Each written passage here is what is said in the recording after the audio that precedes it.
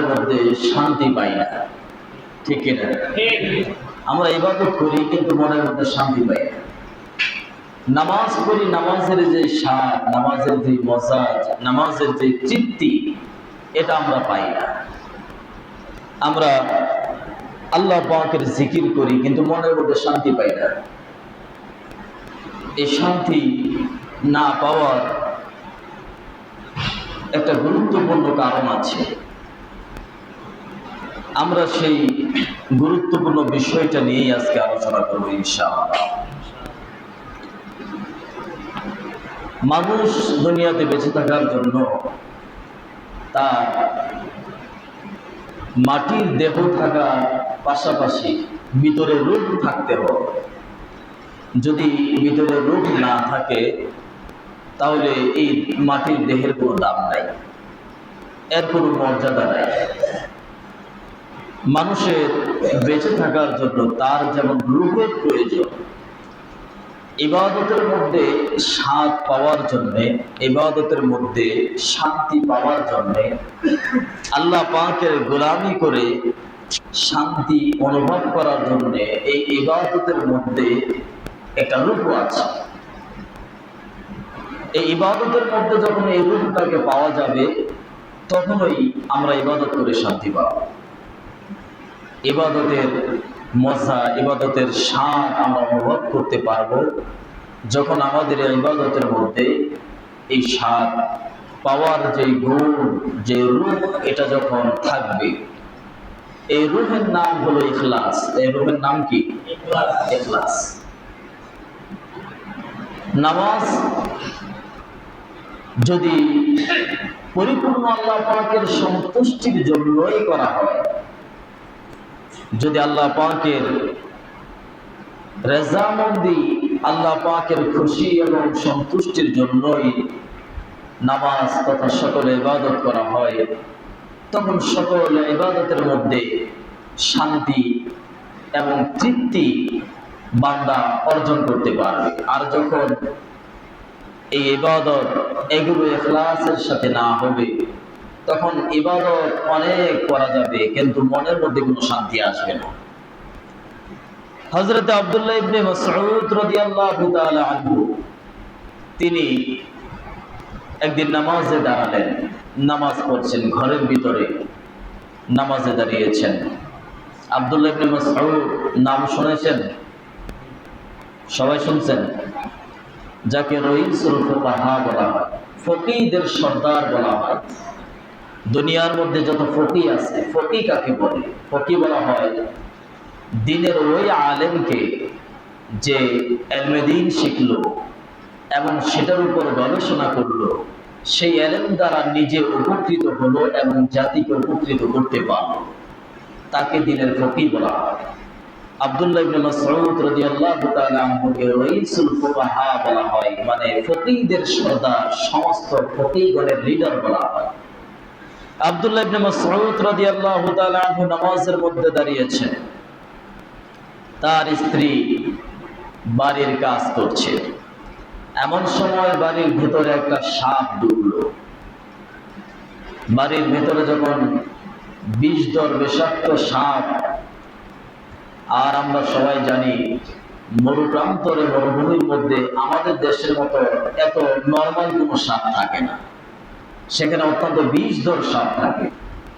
যখন বাড়ির ভেতরে সাপ ঢুকলো তখন স্ত্রী এই সাপ দেখে ভয় পেল, সাপকে মারার জন্য লোকজনকে ডাক দিল, তারা এসে সাপ মারল। বাড়ির ভিতরে যখন সাপ ঢুকে যায় তখন একটা চিৎকার চেঁচামেচি হয়। ঘরের ভিতরে সাপ ঢুকলে চিৎকার চেঁচামেচি হয়, আশপাশের রুম থেকে অথবা অন্য কেউ সাহায্যের জন্য এগিয়ে আসে সাপটাকে মারার জন্য, যাতে কাউকে আক্রমণ করতে না পারে।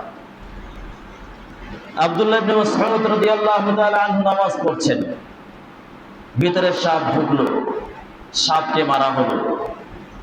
আব্দুল্লাহ ইবনে মাসউদ রাদিয়াল্লাহু তাআলা আনহু দীর্ঘ সময় নামাজ পড়ার পরে তার স্ত্রীকে বললেন, ঘরের ভিতরে খাবার কিছু আছে, যদি থাকে তাহলে আমাকে খাবারের জন্য কিছু দাও, আমার প্রচন্ড ক্ষুধা লেগেছে। আব্দুল্লাহ ইবনে মাসউদ রাদিয়াল্লাহু তাআলা আনহুর স্ত্রী বললেন, আপনি এতক্ষণ কোথায় ছিলেন? বাড়ির ভেতরে নামাজ পড়লে, আপনি নামাজ পড়ছেন, আমার ঘরের ভিতরে সাপ ঢুকলো, মানুষ আসলো, সাপ মারলো, এত চিৎকার চেঁচামেচি হলো, আপনি কি, আপনার কানের মধ্যে কি কোনো আওয়াজ যায় নাই?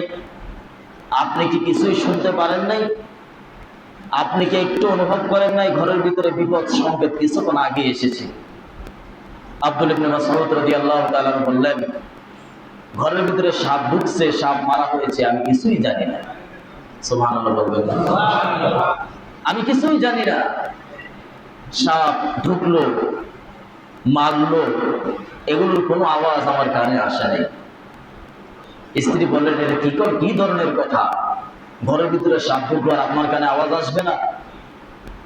আপনি এখানে নামাজ পড়ছেন, পিছনে এই সাপকে মারা হলো, আপনি কিছুই বুঝলেন না, শুনলেন না, জানলেন না, এটা কোনো কথা হলো? আব্দুল্লাহ ইবনে মাসউদ রাদিয়াল্লাহু তাআলা বললেন, আমি যখন নামাজে দাঁড়িয়েছি তখন দুনিয়ার সব কিছুকে পিছনে ফেলে আমি আমার রবের সামনে দাঁড়িয়েছি।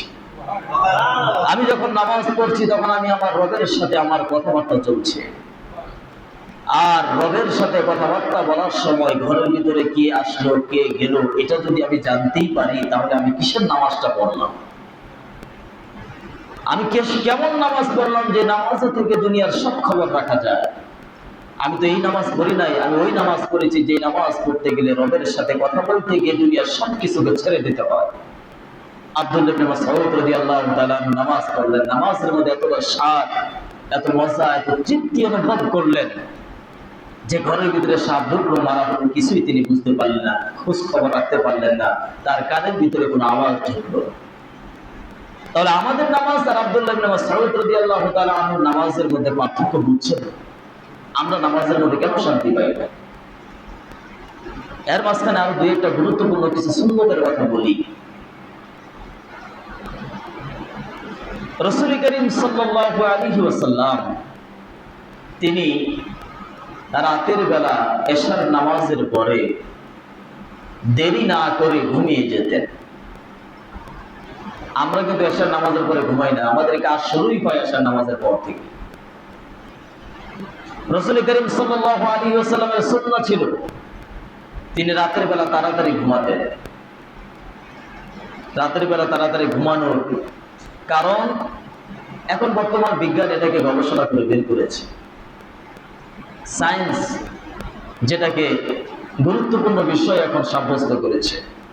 মানুষের বিভিন্ন রোগ হওয়ার পিছনে একটা বড় কারণ হলো রাত্রি জাগরণ করা, রাতের বেলা জেগে থাকা। আমরা অনেকে মনে করি যে আমাদের তো টেনশন পেরেশানি এগুলো সারবে না। আপনি রাতের বেলা আগে ঘুমিয়ে যান, আপনার টেনশন পেরেশানি কমবে। কেমন করে কমবে? মানুষ যখন নীরব হয়, যত সে নিরিবিলি যাবে, ততই তার মাথার ভিতরে বিভিন্ন টেনশন পেরেশানি ঢুকতে থাকবে। ভালো করে বুঝেন। উজ্জ্বল দৃষ্টান্ত হলো নামাজ। পৃথিবীর মধ্যে মানুষ সবচাইতে নীরব হয় যখন সে নামাজে দাঁড়ায়, ঠিক না? যখন সে নামাজে দাঁড়ায় তখন সে সবচাইতে বেশি নীরব হয়। আর আপনি যখন নামাজে দাঁড়াবেন তখন দেখবেন আপনার জীবনে ভুলে যাওয়া এমন কিছু বিষয় আছে যেগুলো আপনি কখনোই চিন্তাও করেন নাই, সেগুলো আপনার মাথার ভিতরে চলে আসতেছে। মানুষ যখন নীরব হয় তখন তার মস্তিষ্কে টেনশন পেরেশানি বেশি ঢুকে। আর দিনের তুলনায় রাতের নীরবতা বেশি, কম না বেশি? দিনে বেশি নীরব নাকি রাত্রে বেশি নীরব? রাত্রে বেশি নীরব। রাত্র যত গভীর হতে থাকবে নীরবতা তত বেশি ছেয়ে যাবে, আর যত নীরবতা ছেয়ে যাবে ততই আপনার মাথার ভিতরে পেরেশানি ঢুকবে যদি আপনি জাগ্রত থাকেন। আপনি যদি এশার নামাজ পড়ে সাথে সাথে শুয়ে পড়েন, আপনি রাতের বেলা আরামসে ঘুমাবেন, আপনার মস্তিষ্ক থেকে বিভিন্ন টেনশন এগুলো বের হয়ে যাবে। আর টেনশন বের হয়ে যাওয়ার ফলে কয়েকটা কাজ হবে। এক নম্বর কাজ হলো আপনার হার্ট ভালো থাকবে। আপনার শরীরের যে সমস্ত খারাপ পদার্থগুলো আছে এগুলো শরীর থেকে বের হয়ে যাবে। মস্তিষ্ক থেকে এক ধরনের হরমোন নির্গত হয় যেটা আপনার শরীরের মধ্যে শান্তি ঢুকাবে। আপনার অ্যাসিডিটির সমস্যা আস্তে আস্তে কমে যাবে। এই কথাটা এই কারণে বললাম, মানুষ যখন নীরব হয় তখন তার টেনশন পেরেশানি এগুলো তাকে আঁকড়ে ধরে, কামড় দিয়ে ধরে। কিছুদিন আগে সম্ভবত সুইজারল্যান্ড অথবা নিউজিল্যান্ডের একটা ভিডিও দেখলাম, যেখানে একজন বাঙালি ভিডিও করে দেখাচ্ছে যে দেখেন রাত্রে 8টা বাজে, কোনো দোকানপাট খোলা নাই, কোনো মানুষ নাই, সবাই তার বাড়িতে চলে গেছে, সবাই ঘুমিয়ে গেছে। তিনি আফসোস করে কথাগুলো আফসোস করে বলছেন যে এই যে রাতের বেলা খুব তাড়াতাড়ি দোকানপাট বন্ধ করে তারা বাড়িতে চলে গেল, এটা তো আমাদের নবীর সুন্নাত ছিল, এটা আমাদের নবীর সুন্নাত ছিল, রাতের বেলা তাড়াতাড়ি ঘুমিয়ে যাওয়া আমাদের নবীর সুন্নাত ছিল।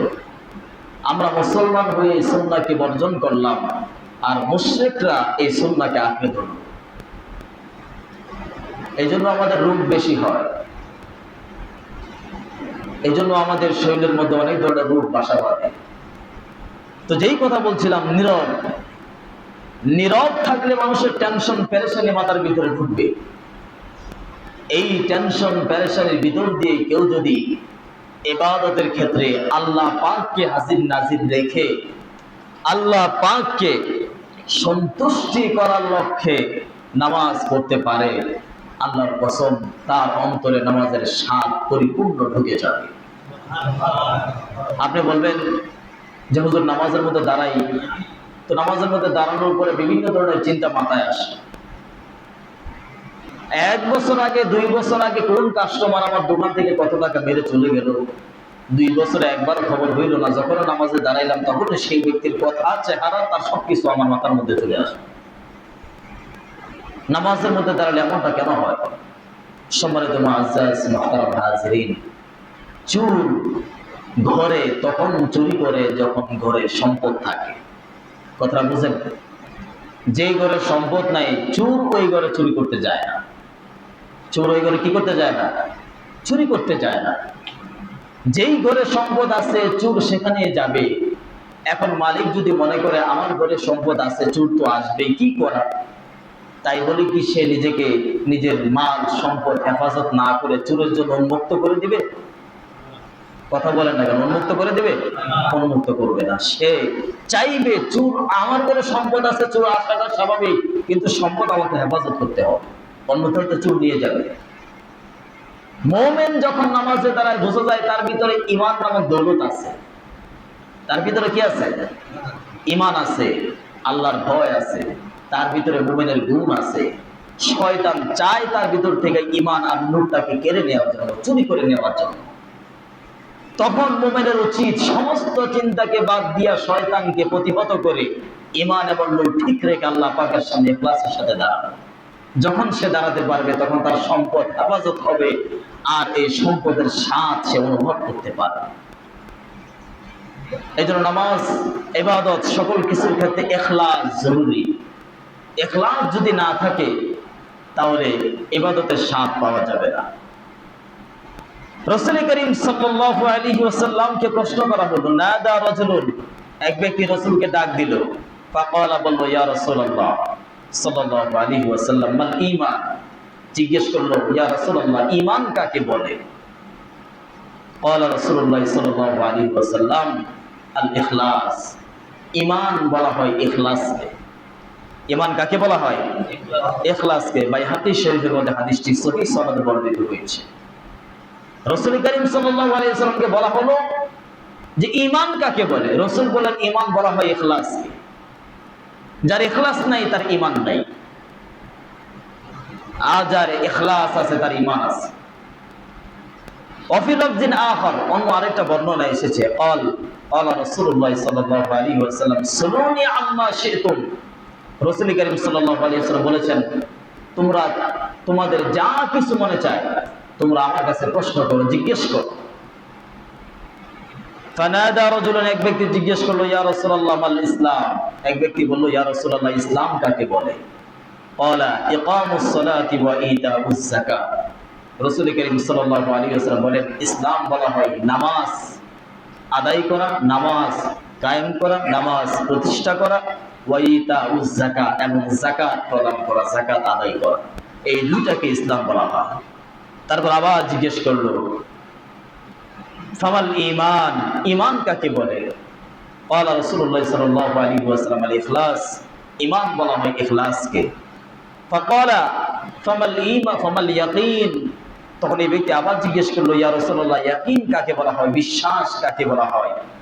ক্বালা রাসূলুল্লাহ সাল্লাল্লাহু আলাইহি ওয়াসাল্লাম, আত-তাসদীকু বিল কিয়ামা, ইসলামের সকল বিষয়কে, ইসলামের সকল বিধিবিধানকে অন্তর থেকে সত্যায়ন করাকেই ইয়াকিন বলা হয়।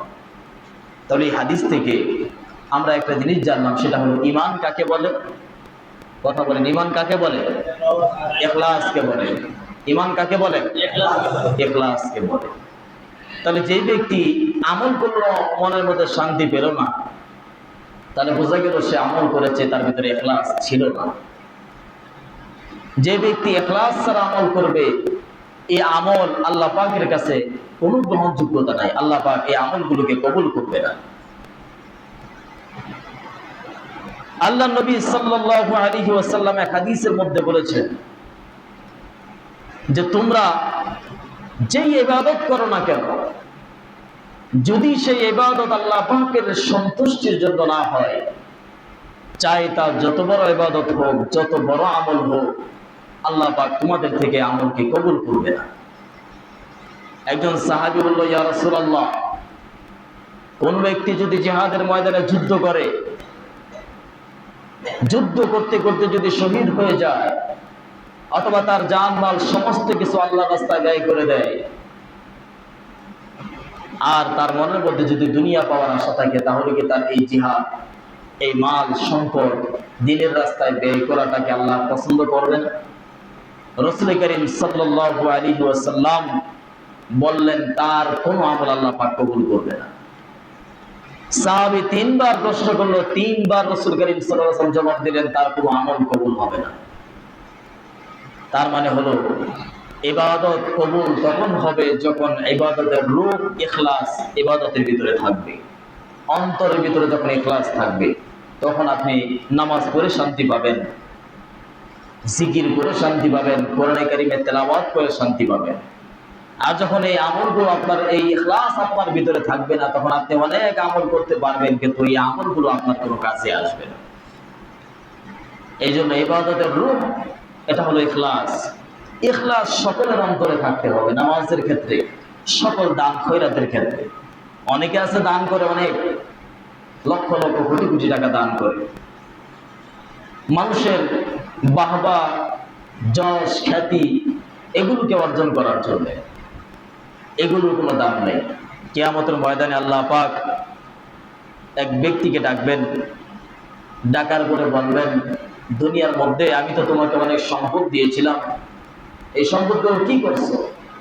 তো এই জন্য তখন এই বান্দা ওই কিয়ামতের ময়দানে আল্লাহ পাকের সামনে বলবে, হ্যাঁ আল্লাহ তাআলা, তুমি যে সম্পদ তুমি আমাকে দান করছিলা, আমি দুনিয়াতে এই সম্পদগুলো তোমার সন্তুষ্টির জন্য তোমার রাস্তায় ব্যয় করেছি। আল্লাহ পাক বলবেন, তুমি মিথ্যা কথা বলছো।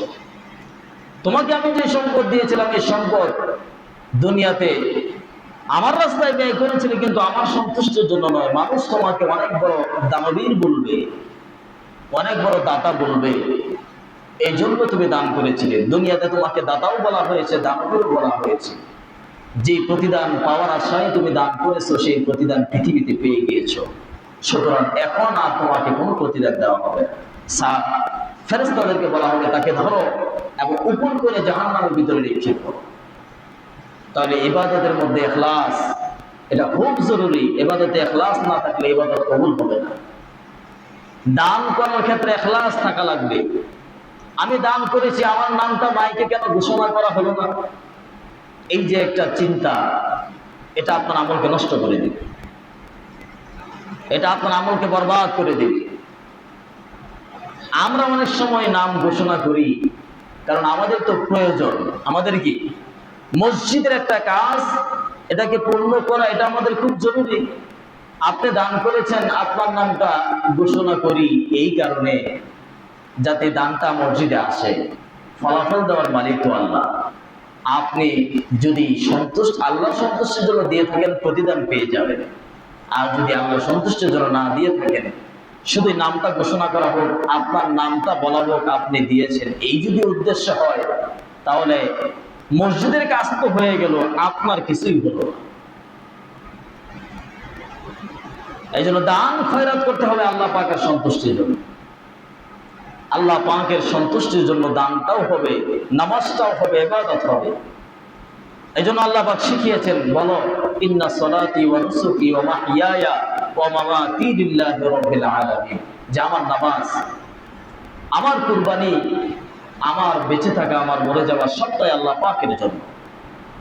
যদি এই হয় তাহলে আপনি নামাজের মধ্যে, ইবাদতের মধ্যে শান্তি, প্রফুল্লতা, প্রশান্তি অনুভব করতে পারবেন। যদি এটা না পারেন তাহলে আর শান্তি, প্রফুল্লতা, প্রশান্তি অনুভব করতে পারবেন না।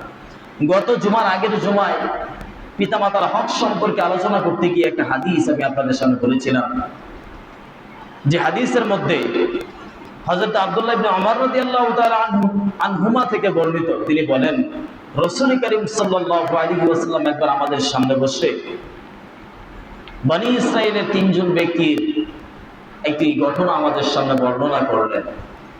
যে বনী ইসরাইলের তিনজন ব্যক্তি কোথাও যাচ্ছিল, রাত্র হয়ে গিয়েছে, তারা এক গুহার ভিতরে, পাহাড়ের গুহার ভিতরে আশ্রয় নিল। অন্য এক বর্ণনায় এসেছে তারা বৃষ্টি থেকে বাঁচার জন্য পাহাড়ের গুহায় আশ্রয় নিল। আশ্রয় নেওয়ার পরে যখনই তারা গুহার ভিতরে ঢুকলো, এমন সময় পাহাড়ের উপর থেকে একটা বড় পাথর এসে গর্তের মুখটা বন্ধ করে দিল। তখন এই তিন ব্যক্তি একসাথে বসে পরামর্শ করলো যে এখন এই পাহাড়ের, এই গুহার উপর যে পাথর, এই পাথর দুনিয়ার কারো পক্ষে, আমাদের পক্ষে অন্তত পক্ষে আমরা তিনজন এই পাথর সরাতে পারবো না। চলো আমরা আমাদের জীবনের কোনো ভালো কাজ যদি আমরা করে থাকি, যে কাজটা সম্পূর্ণ আল্লাহ পাকের সন্তুষ্টির জন্য করেছিলাম, এমন কোন কাজ আল্লাহ পাককে উসিলা হিসেবে আল্লাহ পাকের কাছে পেশ করে বলি আল্লাহ পাক যেন তিনি আমাদেরকে এখান থেকে মুক্তি দেন। তিনজন পরামর্শ করে একজন আল্লাহ পাকের কাছে বলল, হায় আল্লাহ তাআলা, আমি আমার বকরির পাল ছিল, আমি বকরি চড়াতাম, বকরির দুধ দহন করে যতক্ষণ পর্যন্ত আমার পিতা মাতাকে পান না করাতাম ততক্ষণ পর্যন্ত আমি নিজেও খাইতাম না, আমার সন্তানদেরকেও খাওয়াইতাম না। একদিন দুধ দহন করে যখন বাড়িতে আসি, এসে দেখি আমার বাপ মা ঘুমিয়ে গেছে। তখন আমি দুধের পেয়ালা নিয়ে পাশে বসা ছিলাম, আমি অপেক্ষায় ছিলাম আমার পিতা মাতা কখন জাগ্রত হয়। এক বর্ণনা এসেছে এই সময় আমার সন্তানগুলো, ছোট্ট ছোট্ট শিশু বাচ্চাগুলো আমার পায়ে ধরে কান্নাকাটি করছিল, ক্ষুধার তাড়নায়, যে আমাদেরকে একটু দুধ দেন, আমরা তৃষ্ণায় ক্ষুধায় কাতর হয়ে পড়েছি, চিৎকার চেঁচামেচি করছিল। কিন্তু আমার পিতামাতাকে দুধ পান না করায়া আমি নিজে আমার সন্তানদেরকে দুধ পান করানোটাকে পছন্দ করি না, এই জন্য আমার সন্তানদেরকে দুধ পান করাই নাই, বরঞ্চ আমার পিতা মাতার জন্য অপেক্ষা করেছি। সকালবেলা যখন ঘুম ভেঙেছে, আমি আমার মাকে এবং বাবাকে দুধ পান করিয়েছি, তারপর আমি আমার সন্তানদেরকে দুধ পান করিয়েছি। হায় আল্লাহ তাআলা, আমার এই কাজটা যদি তোমার সন্তুষ্টির জন্য করে থাকি, তাহলে তুমি আমাদেরকে এই বিপদ থেকে মুক্ত করে দাও। সাথে সাথে পাহাড়ের গুহার পাথরটা একটু সরে গেল, কিন্তু তারা এতটুকু সরেছে যে জায়গা দিয়ে তারা বের হতে পারবে না। আরেকজন বলল, হায় আল্লাহ তাআলা, আমার একটা চাচাতো বোন ছিল, আমি এই চাচাতো বোনকে অনেক পছন্দ করতাম, তাকে পাওয়ার জন্য আমি অনেক কিছু করেছি, কিন্তু সে আমার কাছে ধরা দিতে চায় না। একদিন প্রচন্ড দুর্ভিক্ষের কারণে সে আমার কাছে আসলো কিছু টাকা নেওয়ার জন্য, খাবার কিনবে, খাবার নাই। তখন আমি তাকে 120টা স্বর্ণ মুদ্রা দিলাম, এই শর্তে যে তোমাকে আমার কাছে অর্পণ করে দিতে হবে, সমর্পণ করতে হবে। আমার চাচাতো বোন পরিস্থিতির শিকার হয়ে রাজি হলো, আমার কাছে সে নিজেকে সমর্পণ করে দিল। যখনই আমি আমার উদ্দেশ্য হাসিল করার জন্য আমি আমার চাচাতো বোনের কাছে গেলাম, তখন আমার চাচাতো বোন বলল যে আমার শরীর অথবা আমার সতীত্ব তোমার জন্য হালাল করা ছাড়া, হালাল ভাবে গ্রহণ করা ছাড়া অন্যায় ভাবে গ্রহণ করা, এটা আমি তোমার জন্য উচিত মনে করি না, এটা তোমার জন্য শোভনীয় নয়। তাহলে তো আল্লাহ পাকের কাছে তোমাকে জবাব দিতে হবে। এই কথা বলার পরে সাথে সাথে আমি আমার চাচাতো বোনের কাছ থেকে সরে আসলাম, তাকে যে 120টা স্বর্ণ মুদ্রা দিলাম এটাও তাকে দিয়ে দিলাম, এবং তাকে ছেড়ে দিলাম, তুমি তোমার বাড়িতে চলে যাও। আমার ভিতরে ভয় ঢুকেছিল, হায় আল্লাহ পাক, আমার এই ভয়, আমার এই কাজটা যদি তোমার সন্তুষ্টির জন্য করে থাকি, তাহলে তুমি আমাদেরকে বিপদ থেকে মুক্ত করে দাও। সাথে সাথে পাথরটা আরেকটু সরে গেল। সুবহানাল্লাহ বলবেন, আরেকটু সরে গেল। তৃতীয় ব্যক্তি আল্লাহ পাকের কাছে বলল, হে আল্লাহ তাআলা, আমি আমার অধীনস্থ অনেক কর্মচারী ছিল যারা কাজ করতো, কাজের বিনিময়ে টাকা পাইতো। আমি প্রতিদিন তাদের কাজের বিনিময়ে তাদের প্রতিদান, তাদের পয়সা, তাদের মজুরি দিয়ে দিতাম, তাদের উজরত তাদেরকে দিয়ে দিতাম। কিন্তু একদিন আমার এক কর্মচারী এসে তার টাকা না নিয়েই চলে গিয়েছিল। দীর্ঘদিন পর্যন্ত সে আসে নাই। তো তার টাকা দিয়ে আমি চাষাবাদের ফসলের ক্ষেত কিনলাম, চাষ করলাম। সেখান থেকে যে ফসল হলো সেই ফসল বিক্রি করে গরু কিনলাম, ভেড়া কিনলাম, দুম্বা কিনলাম, ছাগল কিনলাম। এগুলো দিয়ে মাঠ ভরপুর হয়ে গেছে। হঠাৎ করে একদিন বহুদিন পরে এই কর্মচারী আমার কাছে এসে বলল, আমি তো টাকা না নিয়ে চলে গিয়েছিলাম, এখন আমার টাকা আমাকে ফেরত দাও, আমার উজরত আমাকে দিয়ে দাও, আমার যে পারিশ্রমিক ছিল সেটা আমাকে দিয়ে দাও। তখন আমি তাকে নিয়ে ময়দানে গেলাম, গিয়ে বললাম, দেখো এই যে এত এত গরু এবং ছাগল মহিষ যা আছে সবগুলো তোমার, আর এই ফসলের ক্ষেত যা আছে সবগুলো তোমার। তখন এই কর্মচারী বলল, মালিক আপনি আমার সাথে ঠাট্টা করছেন। তখন আমি তাকে বলেছিলাম, আমি তোমার কাছে ঠাট্টা করি নাই।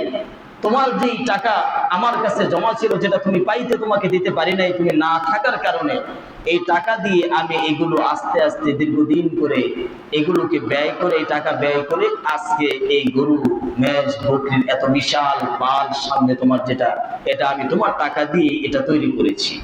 তোমার টাকা দিয়ে আমি ফসলের ক্ষেত খামার এগুলো কিনেছি। এগুলো তো আমার না, এগুলো তোমার টাকা দিয়ে হয়েছে, তুমি তোমার জিনিস নিয়ে যাও। তখন আমার কর্মচারী আমার কাছ থেকে ভেড়া, দুম্বা, বকরি, ছাগল সব নিয়ে গেল, একটাও আমার জন্য রেখে যায় নাই। আর আমি এগুলো নিয়ে যাওয়ার জন্য নিয়ে চলে গেছে, একটাও আমার জন্য ছেড়ে যায় নাই। আমি তাকে কিছুই বলি নাই, কারণ এগুলো তার ছিল, তার জিনিস তাকে ফেরত দিয়ে দিয়েছি। মালিক তোমার কাছে আমার এই কাজটা যদি তোমার সন্তুষ্টির জন্য করে থাকি, তাহলে তোমার কাছে আমাদের ফরিয়াদ, তুমি আমাদেরকে এই বিপদ থেকে মুক্ত করে দাও। তখন সাথে সাথে পাহাড়ের গুহা থেকে পাথরটা সম্পূর্ণরূপে সরে গেল, আর তিনজন এই গুহা থেকে বের হয়ে আসলো। এর মূল কারণ হলো তারা প্রত্যেকটা ওই আমল আল্লাহ তাআলার কাছে পেশ করেছে, যে আমলের ভিতরে ইখলাস ছিল, যে আমলগুলো আল্লাহ পাকের সন্তুষ্টির জন্যই করেছে। আর এই সন্তুষ্টির জন্য করার কারণে এই আমলগুলো তাকে দুনিয়ার বিপদ থেকে মুক্ত করে দিয়েছে। যে ব্যক্তি আল্লাহ পাকের ইবাদত আল্লাহ পাকের সন্তুষ্টির জন্যই করবে, এই আমল কিয়ামতের ময়দানে তাকে জাহান্নাম থেকেও মুক্ত করে দিবে। এজন্য প্রত্যেকটা কাজ আল্লাহ পাকের সন্তুষ্টির জন্যই করতে হবে। পারবো না ইনশাআল্লাহ? 5 ওয়াক্ত নামাজ কার সন্তুষ্টির জন্য হবে? আল্লাহ পাকের সন্তুষ্টির জন্য হবে। ইবাদত কার সন্তুষ্টির জন্য হবে? আল্লাহ পাকের সন্তুষ্টির জন্য হবে। আরেকটা গুরুত্বপূর্ণ জিনিস, এগুলো আমরা অনেক সময় মাথার মধ্যে আসে, কিন্তু এগুলোকে আমরা গুরুত্ব দেই না। অনেকে মনে করি যে আমার জীবনে শান্তি নাই, ইবাদতে শান্তি নাই। নামাজ, রোজা, হজ, যাকাত এই মৌলিক বিষয়গুলো তো আছেই, নফল ইবাদতের মধ্যে অনেকে শান্তি পায় না। অনেক বর্ণনা এসেছে, কেউ যদি তার পিতা মাতার সাথে খারাপ ব্যবহার করে, তাহলে সে নামাজের মধ্যে শান্তি পাবে না। কেউ যদি তার পিতা মাতার সাথে অন্যায় আচরণ করে, তাহলে সে ইবাদত করবে, তো ইবাদতের শান্তি তার অন্তরে পাবে না, মজা সে পাবে না। এটা হলো একটা কারণ। আরেকটা কারণ হলো, আমরা অনেকেই সমাজের দরিদ্র, গরিব, অসহায়, দিন মজুর, ভ্যান চালায়, অথবা প্রতিদিন কিছু খাবার কিনে এনে এগুলোকে বিক্রি করে তার সংসার চালায়। এই ধরনের মানুষকে আমরা অনেক সময় তুচ্ছ তাচ্ছিল্য করি, ঠিক না? আর কথা বলেন না কেন? তুচ্ছ তাচ্ছিল্য করি না? তুচ্ছ তাচ্ছিল্য করি। আমাদের কাছে তার দাম বেশি যার ব্যাংকের অ্যাকাউন্ট যত বড় বেশি, আর দুনিয়ার মধ্যে যার ব্যাংক অ্যাকাউন্ট নাই, তার কোনো আমাদের কাছে তার কোনো দাম নেই। এই কারণে আমরা তাদেরকে তুচ্ছ তাচ্ছিল্য করি। কিন্তু আপনি দুনিয়ার মধ্যে সুখ শান্তি হারানোর পিছনে, শান্তি প্রশান্তি এগুলো হারানোর পিছনে এটা একটা বড় কারণ। সেটা হলো আপনি তাদেরকে তুচ্ছ তাচ্ছিল্য করেন, অথবা সমাজের দরিদ্র ব্যক্তিকে আপনি তাকে কোনো না কোনো ভাবে কষ্ট দিয়েছেন। কিন্তু যে ব্যক্তিকে কষ্ট দিয়েছেন, এই ব্যক্তি হালাল ভাবে জীবন যাপন করত। কি করত? হালাল ভাবে জীবন যাপন করত। একটা কথা মনে রাখবেন, আল্লাহ নবী সাল্লাল্লাহু আলাইহি ওয়াসাল্লাম বলেছেন, আল্লাহ পাকের জান্নাতে যারা বেশি সাদাসিধে প্রকৃতির, এই সমস্ত মানুষ বেশিরভাগ জান্নাতে যাবে।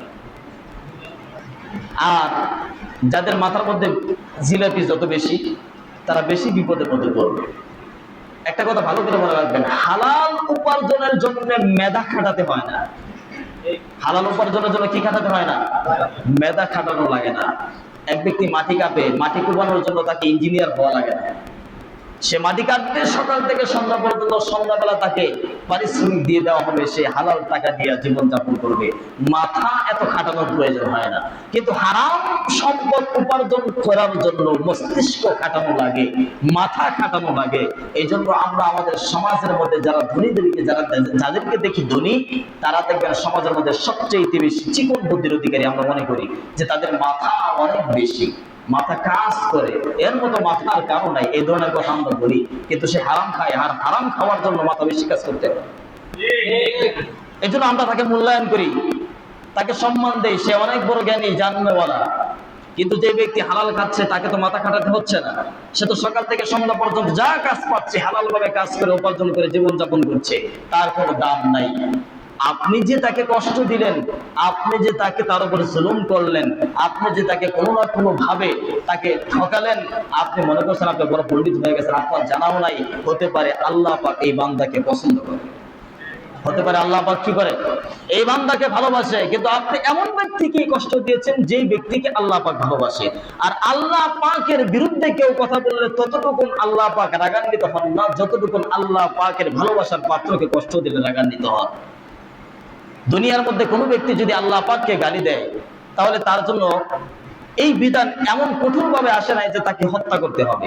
কিন্তু আল্লাহ পাক দুনিয়ার মধ্যে তার নবীদেরকে সবচেয়ে বেশি ভালোবাসেন। কিন্তু নবীদেরকে কেউ যদি গালি দেয়, তাহলে তার দুনিয়াতে বেঁচে থাকার কোনো অধিকার থাকে না। এর কারণ কি? এর কারণ হলো নবীদেরকে কে ভালোবাসে? আল্লাহ ভালোবাসে। সুতরাং দুনিয়ার মধ্যে দরিদ্র অসহায় ব্যক্তিদেরকে কখনো কষ্ট দিবেন না, কারণ সে তো হালাল খাচ্ছে।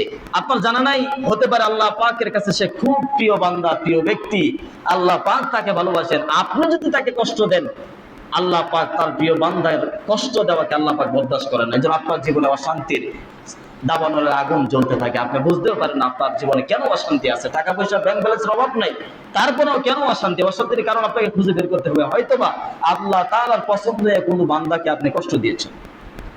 এই জন্য এই কাজগুলো করা যাবে না। আল্লাহ পাক আমাদেরকে হেফাজত করেন সবাই।